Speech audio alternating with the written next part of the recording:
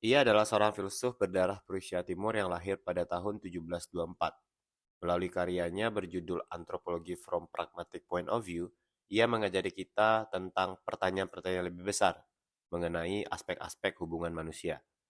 Karyanya ini semacam aplikasi praktis yang menyoal tentang kemanusiaan di dunia ini. Suatu karya yang dikenal sebagai masterpiece tentang eksistensi dan hubungan antar manusia, tidak terkecuali patah hati. Inilah filsuf kita pada episode kali ini, Immanuel Kant. Assalamualaikum warahmatullahi wabarakatuh. Alhamdulillahirrabbilalamin. Allahumma sholli ala Muhammad. Inilah Alternatif Podcast Filosofi as Terapi. Masih sama gue, Kedri Fama. Kalau kemarin kita udah bahas cara mencari jodoh, sekarang kebalikannya, yaitu patah hati. Mirip-mirip satu sama lain ya, cinta dan patah hati ini. Kedua-duanya punya kekuatan yang bisa ngebangun orang jauh lebih baik ataupun jauh lebih buruk. Ada banyak penyair yang lahir dari patah hati. Misalnya Khalil Gibran lewat karyanya Sayap-Sayap yang Patah, Khairil Anwar, Aku Ini Binatang Jalang, sampai lagu-lagunya Edi Gitaf ya. Walau nggak selamanya patah hati bisa ngasilin hal yang baik, karena ada juga yang efeknya negatif kayak depresi, alkohol, seks bebas, kriminalitas, dan lain-lain. Ngomong-ngomong tentang dampak buruk patah hati, ada fun fact nih yang gue dapet dari cuplikan podcast Close the Door Didi Kobuzar. Pada episode yang diunggah pada tanggal 31 Agustus, bintang tamunya adalah Polisi Purnomo yang bikin channel YouTube Purnomo Belajar Baik. Channel ini berfokus untuk ngebantu orang-orang dengan gangguan jiwa.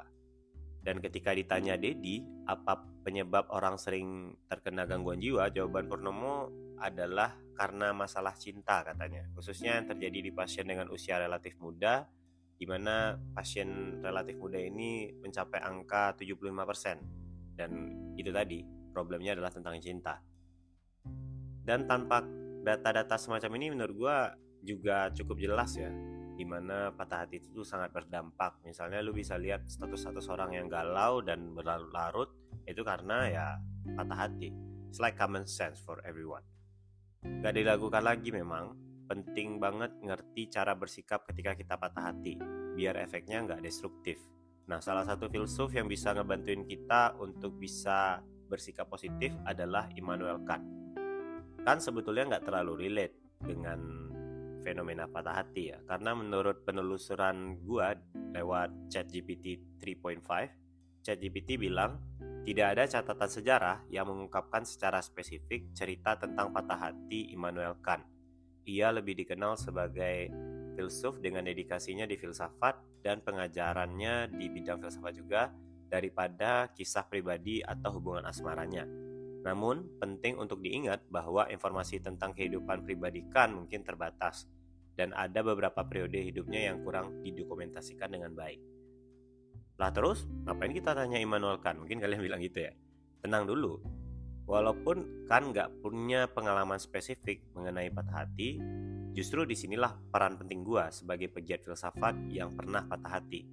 Lewat karya Kant, gua akan ngasih tahu kalian resep bersikap ketika patah hati, sehingga luaran dari patah hati kalian bisa lebih positif.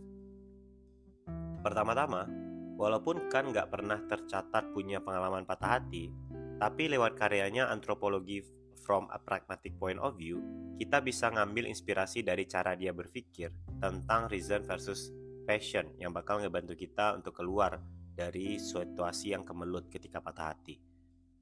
Lewat karyanya ini, Kant ngejelasin gagasannya mengenai perbedaan antara reason versus passion.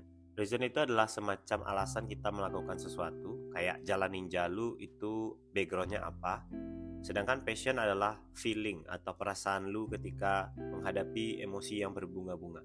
Di karya inilah Kant ngejelasin hubungan antara keduanya. Kant ngedefinisiin reason sebagai segala sesuatu yang datang dari refleksi atau perenungan dan bukan dari pengalaman. Artinya, kita nggak harus berhadapan dengan salah satu pengalaman dulu, baru kita dapat reason atau alasan dari kita melakukan itu. Misalnya, lu pengen nikah. Kenapa? Bukan karena kalian udah pernah jomblo di kehidupan sebelumnya sampai mati terus kalian nyesal kan di kehidupan sekarang, bukan itu. Tapi memang lewat perenungan tertentu, kalian menyimpulkan misalnya nikah itu lebih membahagiakan hidup kalian, atau nikah itu kayaknya memang kebutuhan dasar dan seterusnya. Dan misalnya setelah kalian baca kitab suci atau kalian baca riwayat Nabi dan sejenisnya itu, kalian juga bisa menyimpulkan suatu reason kenapa kalian harus menikah. Nah, inilah yang dimaksud oleh Kant sebagai reason itu atau alasan itu nggak harus dialami dulu, tapi dia berasal dari perenungan, itu udah cukup.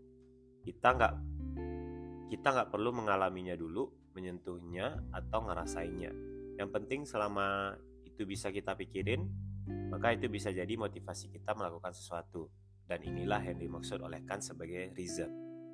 Reason bagi Kant adalah sumber cahaya dalam hidup kita ini, karena perannya sangat penting sebagai alat untuk menganalisa hidup dan petunjuk tentang bagaimana bersikap dengan tenang dan masuk akal. Kebalikannya, passion adalah perasaan yang menggebu-gebu atau excited banget. Perasaan ini datang gak ada proses berpikir. Dia datang ya datang aja. Reason selalu gak berdaya di hadapan passion ini. Kalian lihat aja pas orang jatuh cinta pasti kan mereka goblok. Misalnya karena mau ngebeliin istri Alphard malah korupsi. Bukannya senang malah ketangkep kan. Atau gara-gara passion ini juga ada orang yang ngedapatin pasangannya jelas-jelas selingkuh tapi malah berharap dia bakal berubah. Maka dari itu, menurut Kant, passion itu bukan sekedar emosi, melainkan penyakit dari jiwa kita ini.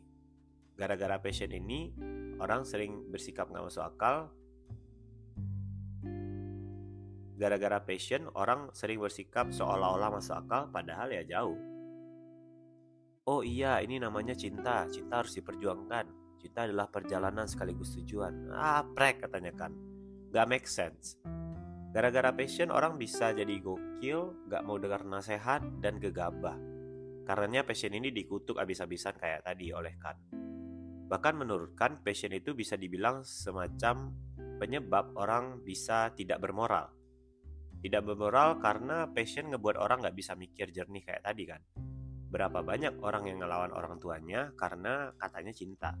Berapa banyak orang yang mengkhianati rumah tangganya karena tergoda sama orang lain yang bukan pasangan sahnya. Ya banyak jawabannya. Maka dari itu, bagi Kant, passion itu harus dihindari. Di samping itu, yang paling buruk dari passion adalah efeknya yang sementara.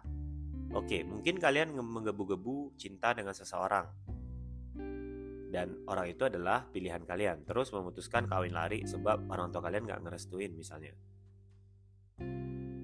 Dan alasan orang tua kalian ini make sense, karena let's say dia bukan orang baik, gak taat ibadah, dan seterusnya.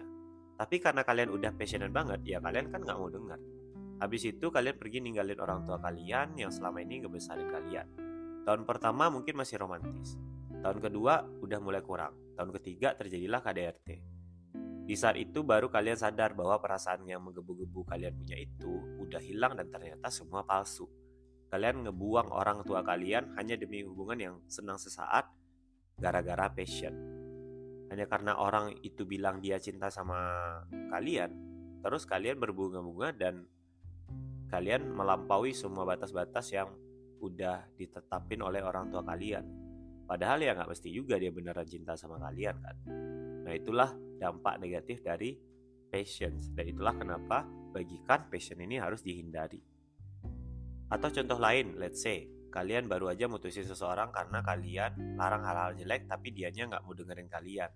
Dia malah dengerin teman-temannya yang bawa pengaruh negatif ke hidup dia. Terus kalian sedih. Kalian sedih kan ternyata orang yang kalian bersamai sekarang ini lebih milih teman-temannya. Lagi-lagi karena passion, kalian bersikap konyol. Kalau pakai reason, simple. Dari semua yang udah kalian lakuin ke pasangan kalian, waktu, pikiran yang kalian luangkan, kemudian tenaga, bahkan uang, ternyata dia masih milih teman-temannya dan gak pedulin kalian yang udah provide hal itu tadi. Itu kan tanda dia gak sayang sama kalian. Dia cuman sayang ke materi kalian, makanya dia milih orang lain dan ngebuang kalian begitu aja. Terus kalian mau sedih gitu gara-gara orang kayak gini? Itulah reason. Jadi dia bertentangan banget sama passion. Jadi ingat lagi, reason adalah kenapa kalian milih seseorang sebagai pasangan kalian. Seringkali hubungan yang berakhir itu karena tidak ada reason lagi, atau emang gak ada reason dari awal. Kalau memang pasangan kalian sayang sama kalian, mereka akan bantu kalian untuk bikin semua hal itu jadi lebih mudah di hubungan kalian. Sebab cinta yang sehat itu menurutkan adalah cinta yang dilandasi reason atau alasan kenapa kita bareng sama orang itu dan bukan sama orang lain. Reason ini jauh lebih penting karena saat passion udah tinggal sedikit atau bahkan gak ada, reason inilah yang akan bikin kita selalu balik ke pasangan kita. Dengan kata lain, kan ngelihat perbedaan antara passion dan love. Love atau cinta adalah hasil dari hubungan yang masuk akal dan bertahan. Cinta harusnya bukan hal-hal negatif dan menakutkan. Cinta nggak harus bikin orang jadi koruptor, melawan orang tua, dan lain-lain. Cinta sifatnya tuh menenangkan dan solid bagikan. Tiap kalian berantem sama pasangan kalian lebih milih bersama walau nggak ada passion lagi. Sebab masih ada reason dari awal.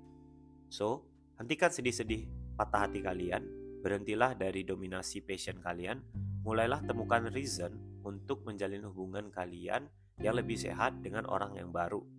Dan dengan reason itu juga kalian akan memiliki dinamika yang jauh lebih solid dan jauh lebih bertahan lama. Itu dia podcast alternatif kali ini, episode keluar dari kemelut patah hati menurut Immanuel Kant. Semoga bertemu lagi di episode berikutnya. Sampai jumpa, gua K, bye.